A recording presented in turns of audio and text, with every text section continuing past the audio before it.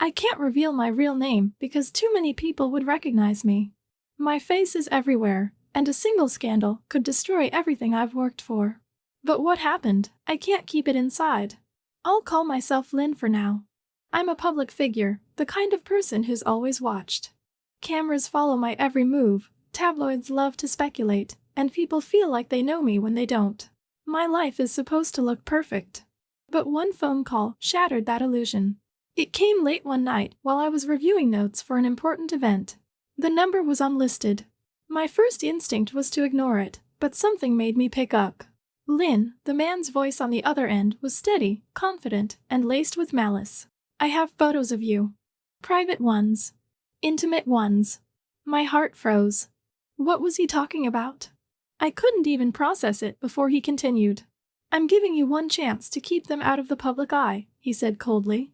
$50,000. By Friday. Or I share them with everyone. I couldn't speak. My throat tightened, my head spinning. How did you? You know how, he interrupted, his tone sharp. Check your cloud storage next time. The line went dead, leaving me alone with a silence that felt deafening. I checked my phone, scrolling through my cloud storage with trembling hands. There they were. Photos I had taken in moments of privacy, never meant for anyone else. The kind of pictures that, if leaked, would destroy not only my career but my life. Panic gripped me like a vice. My mind raced with questions. Who was this man? How had he accessed my private files? What could I do? Calling the police wasn't an option. It would only draw attention and accelerate the fallout. Telling friends or colleagues? Impossible, they'd judge me or, worse, betray me. Then one name came to mind. Garrett. Garrett is my stepfather, married to my mother for 3 years now. We aren't close. He's a man of power, the type who commands attention when he enters a room. Wealthy, connected, and sharp, he knows how to get what he wants. We've barely exchanged more than polite conversation, but I've seen him handle impossible situations with ease. If anyone could help me, it was him. Still, asking him for help felt like walking into a lion's den. It was late, but I knew he'd be in his study. Garrett's always working, always scheming. I hesitated outside the heavy wooden door, my hand hovering over the polished brass handle. Then, with a deep breath, I pushed it open. He looked up from his desk, his piercing blue eyes locking onto mine. Lynn, he said, leaning back in his chair. What brings you here at this hour? I stepped inside, my heart pounding. I need your help. He raised an eyebrow, motioning for me to sit. The room felt colder as I explained everything, the photos, the call, the threat. Garrett listened without interrupting, his expression unreadable. When I finished, he leaned forward, resting his elbows on the desk. Do you have any idea who might have done this? No, I admitted, my voice shaking. I don't know anyone capable of hacking into my accounts. He studied me for a moment, then nodded. I'll take care of it. Relief washed over me, but it was short-lived. But, he added, his voice low and deliberate, you need to understand something, Lynn. Nothing comes for free. His words hit me like a punch to the gut. What do you mean? Garrett's gaze didn't waver. I'll handle this situation. But there will be a cost. Are you willing to accept that? I didn't know how to respond. The desperation in me screamed, say yes.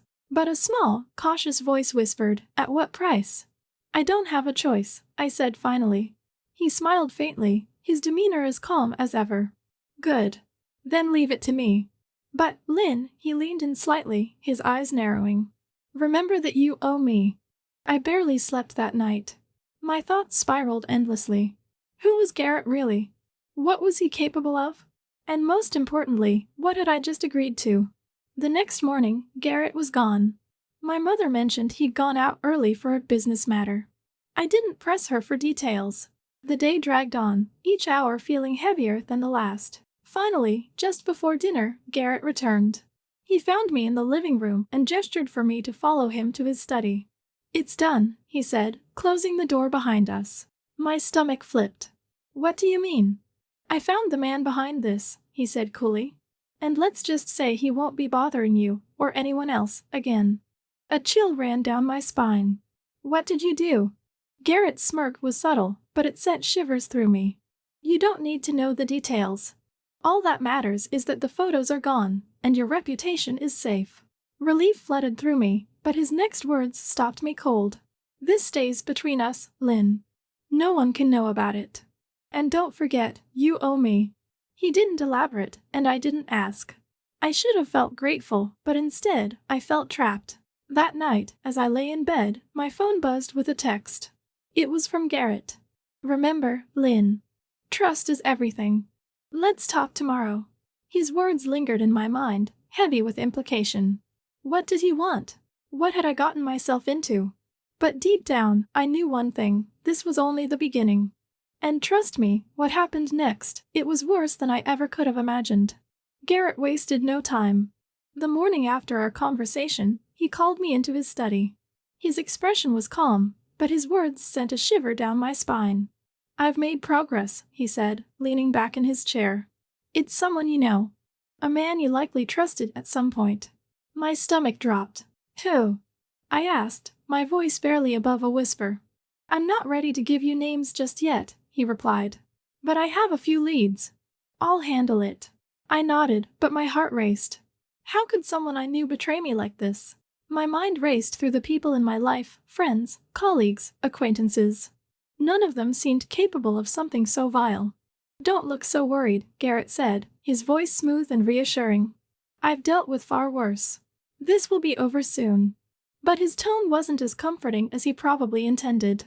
There was something unnerving about his confidence, as though he thrived in situations like these.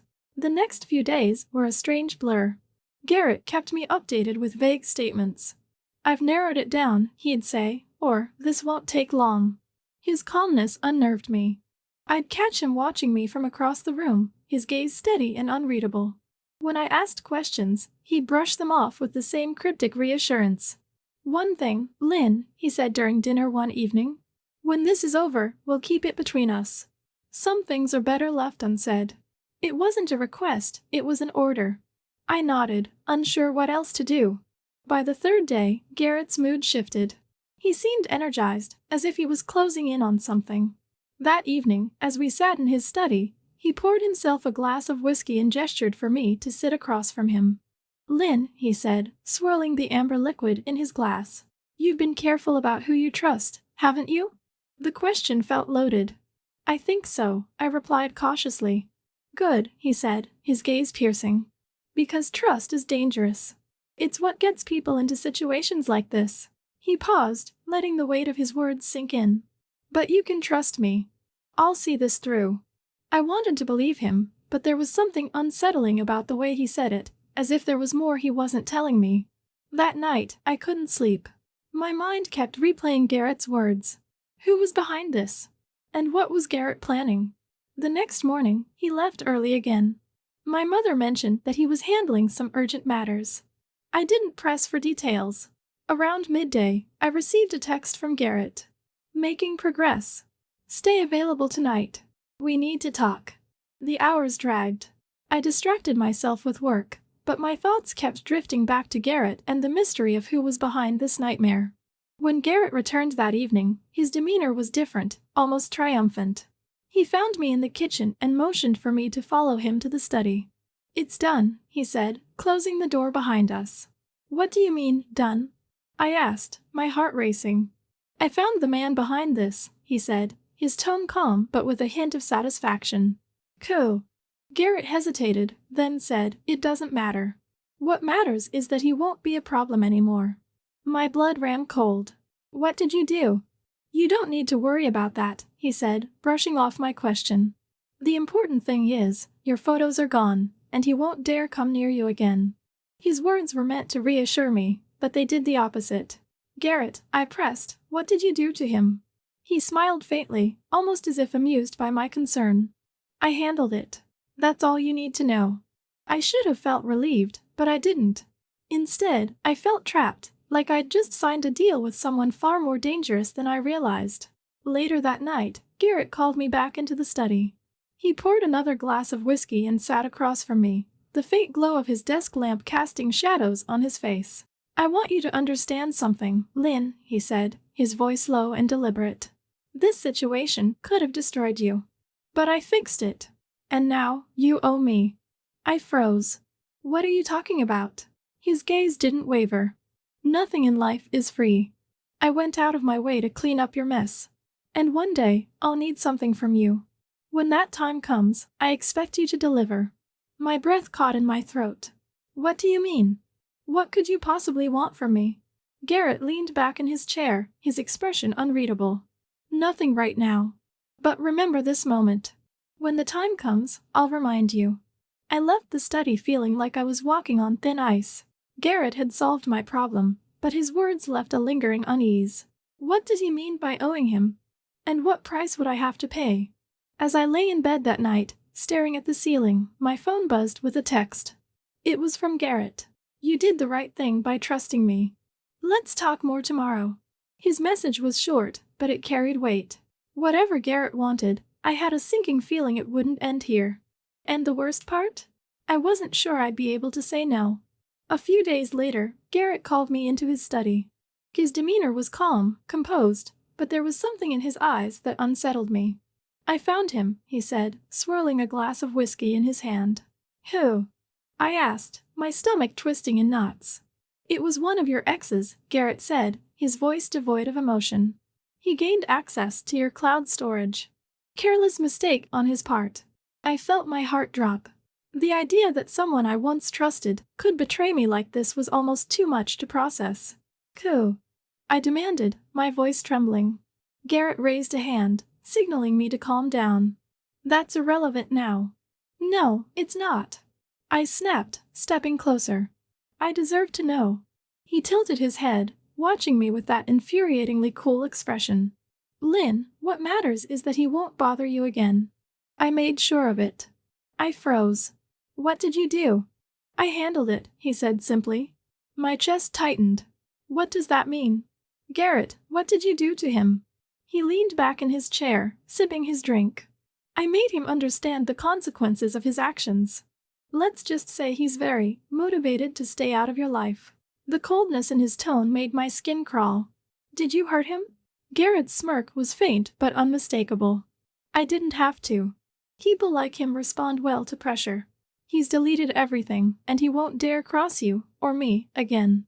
Relief washed over me, but it was tainted by unease. Garrett's words were meant to reassure me, but they only left me with more questions. That evening, as I sat in my room, my mind replayed our conversation. Who was the ex? What kind of pressure had Garrett applied? And why was he being so vague about it? My phone buzzed with a text from Garrett. Problem solved. We'll discuss this further tomorrow. Get some rest.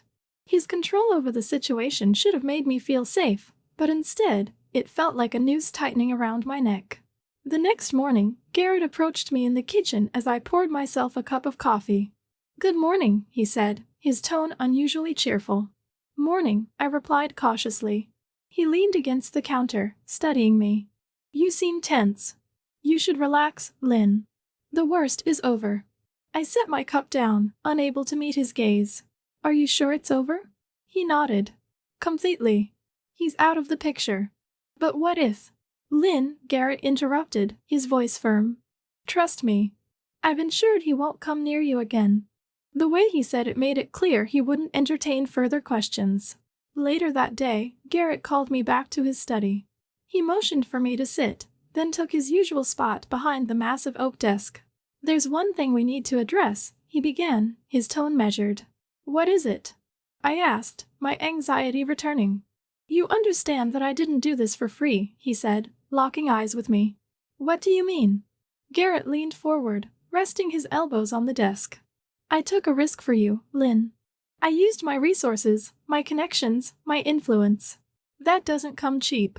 I felt a chill run down my spine. What are you saying? I'm saying, he continued, that you owe me. I stared at him, my mind racing. Owe you? For what? You offered to help me. And I did, he said, his voice calm but unyielding. But life doesn't work on charity, Lynn. One day, I'll need something from you. And when that day comes, I expect you to deliver. I couldn't believe what I was hearing. What could you possibly need from me? Garrett shrugged, a faint smile playing on his lips. Nothing yet. But when the time comes, you'll know. For the rest of the day, his words echoed in my mind. I couldn't shake the feeling that I'd just traded one form of blackmail for another. Garrett had solved my problem, but at what cost? That night, as I lay in bed, my phone buzzed with another message from him. "You can trust me, Lynn. We're in this together now." Together? The word made my skin crawl. What had I gotten myself into? The following days were eerily calm. Garrett acted as though nothing had happened, going about his routine with his usual composure. But every now and then, I'd catch him watching me, his gaze lingering just a little too long. One evening, during dinner, he said something that made my heart skip a beat. "You know, Lynn, you're lucky to have someone like me looking out for you," he said, his tone casual but his eyes intense. I forced a smile, unsure how to respond. "I appreciate everything you've done," I said cautiously. He nodded, a satisfied expression on his face. "Good. Because I've done more for you than you realize." His words hung in the air, heavy with unspoken meaning. I tried to go back to my normal routine, but Garrett's presence loomed over me like a shadow. Every interaction with him felt charged, as if there was a subtext I couldn't quite grasp. And then, one night, he dropped the pretense entirely. "Lynn," he said as we sat in the living room, the house quiet around us. "You've been distant lately. Is something bothering you?" I hesitated, choosing my words carefully. "No, I'm just processing everything." He leaned forward, his gaze locking onto mine. "You can talk to me, you know. We're closer now than we've ever been. You can trust me." His words were meant to comfort, but they only deepened my unease. I managed a weak smile and excused myself, retreating to my room. As I closed the door behind me, I couldn't shake the feeling that Garrett's involvement in my life was far from over. And deep down, I knew, the real price of his help was yet to be revealed. After the crisis with the blackmailer ended, Garrett's demeanor toward me began to change. At first, it was subtle, a lingering glance here, a pointed comment there. But as days turned into weeks, his tone became more deliberate, his words more unsettling. One evening, as we sat in the dimly lit living room, he broke the silence. "I've done more for you than anyone else ever would," he said, his voice calm but heavy with implication. I shifted uncomfortably in my seat. "What do you mean?" His piercing gaze locked onto mine, unyielding. "I want you to understand, Lynn, that what I did for you wasn't just a favor. It was a sacrifice. And sacrifices demand something in return." The air in the room felt heavier, suffocating. I'm grateful, Garrett," I stammered, unsure where this was going. He leaned back in his chair, a faint smirk tugging at the corner of his lips. "Gratitude is nice, but it's not enough." The days that followed were filled with tension. Garrett made a point of reminding me of what he'd done for me, often in ways that felt like veiled threats. "You know," he said one morning over coffee, "it's funny how people forget who's really there for them when it matters most." "I haven't forgotten," I replied cautiously. "Good," he said, his tone sharp. "Because I'd hate to think you were taking me for granted." His words lingered long after he left the room. One night, Garrett cornered me in the hallway. The house was quiet. My mother was out of town again. He stepped closer than I was comfortable with, his presence dominating the narrow space. "You've been avoiding me," he said, his voice low and steady. "I haven't," I lied, my heart racing. "Yes, you have," he said, his tone almost amused. "But you can't avoid this forever." I tried to step back, but he moved with me, keeping the distance between us uncomfortably close. "We have an understanding, Lynn," he continued. "Don't we?" "I don't know what you're talking about," I said, my voice trembling. Garrett's smirk returned, more pronounced this time. "Come on. Don't play dumb. You know exactly what I mean." Later that night, I sat alone in my room, replaying the interaction over and over in my mind. His words, his tone, his proximity, all of it felt wrong. But what could I do? He was the one who had saved me. He was the one who knew my darkest secret. I thought about telling my mother, but the idea felt impossible. How could I explain any of this without unraveling everything? A message from Garrett appeared on my phone. "We need to talk. Don't make me come to you." The knot in my stomach tightened. I considered ignoring it, but I knew that would only make things worse. The next day, Garrett found me in the kitchen. His mood seemed lighter, almost casual, but his words were anything but. "I've been patient, Lynn," he said, pouring himself a glass of water. "But patience isn't infinite. What do you want from me, Garrett? I asked, my voice cracking. He set the glass down and turned to face me fully. I think you already know. I shook my head, tears welling in my eyes. No, I don't. Just say it. He stepped closer, his voice soft but firm. I want you to acknowledge what we have. The bond we've built through this ordeal. You and I, Lynn, were closer than anyone else. Don't deny it. My breath caught in my throat. Garrett, this isn't right. You're my stepfather. He laughed softly, the sound sending chills down my spine. That's just a word. We're adults, Lynn. We understand each other in ways no one else does. From that moment, everything shifted. Garrett's intentions were no longer veiled. He began pushing boundaries in ways that left no room for doubt. You owe me, he said one evening as we sat in the living room. And it's time to start paying. I tried to reason with him. Garrett, you're making this into something it's not. I'm grateful for what you did, but gratitude isn't enough, he interrupted, his tone sharp. I took a risk for you, Lynn. I put myself on the line. And now you want to act like that means nothing? That's not what I'm saying, I said quickly, desperate to de-escalate. Then what are you saying? He demanded, leaning forward, his eyes burning into mine. Because all I hear is you trying to wiggle out of your responsibility. The next few days were a nightmare. Garrett's presence became inescapable, his demands more insistent. Every time we were alone, he found a way to bring it up, to remind me that I was in his debt. I made you a promise, he said one night as I tried to retreat to my room. I'd protect you, no matter what. But promises go both ways. What do you want from me, Garrett? I finally snapped, tears streaming down my face. He smiled, a slow, deliberate curve of his lips. You'll see soon enough. I felt like I was suffocating. Garrett had me cornered, and I didn't know how to get out. Every attempt to distance myself only seemed to make him push harder. One evening, he sat me down in his study, closing the door behind him. This has gone on long enough, Lynn, he said, his tone calm but with an edge of finality. You need to decide. Are you with me, or are you against me? What does that even mean? I asked, my voice shaking. It means, he said, leaning forward, that you can either embrace what we have, or you can walk away and deal with the consequences. Consequences? I repeated, my chest tightening. Garrett's smirk returned. Do you really think I'd let you walk away without paying your debt? That night, I knew I had to act. Garrett had crossed a line, and there was no going back. But what could I do? He held all the power, and I had no one to turn to.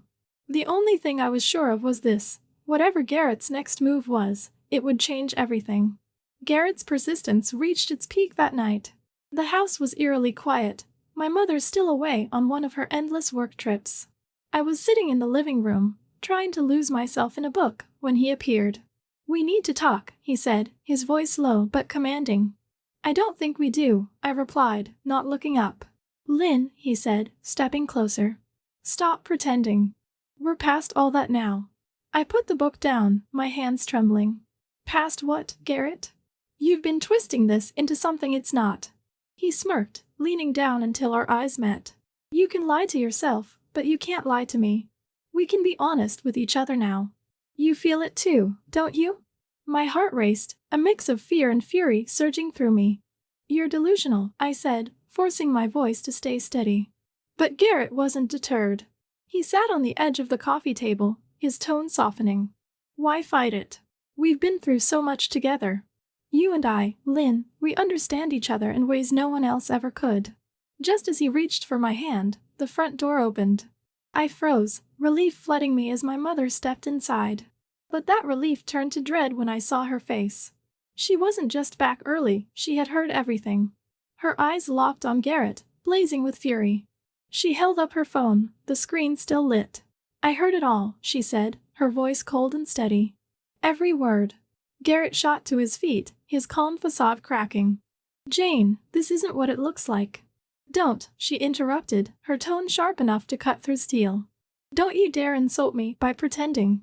I've known for weeks that something was off, Garrett. And now I know exactly what it is. I sat there, stunned, as my mother stepped closer, her presence commanding. You thought I wouldn't notice? You thought you could manipulate her and get away with it, she continued, her voice rising. "You've underestimated me, Garrett. And that was your biggest mistake." Garrett tried to regain control, his tone shifting to one of placation. "Jane, I can explain. This is a misunderstanding." "No, Garrett," she said, raising a hand to silence him. "There's nothing to explain. You took advantage of a vulnerable situation. You tried to use my daughter. And for that, you're done." His jaw tightened, and for a moment, I thought he might argue. But my mother wasn't finished. "If you try anything at all, I'll make sure you regret it," she said, her voice icy. "You know what I'm capable of, Garrett. Don't test me." For the first time since I'd known him, Garrett looked genuinely defeated. He glanced at me, then back at her, before grabbing his coat. Without another word, he walked out the door. The moment he was gone, I broke down, the weight of everything crashing over me. My mother wrapped her arms around me, holding me tightly. "You'll never face this alone again," she said softly. "I'll make sure of it." That night changed everything. Garrett disappeared from our lives completely. My mother and I worked together to rebuild the trust and safety he had tried to destroy. And as for me, I learned that strength doesn't come from facing things alone. It comes from the people who stand by you, no matter what.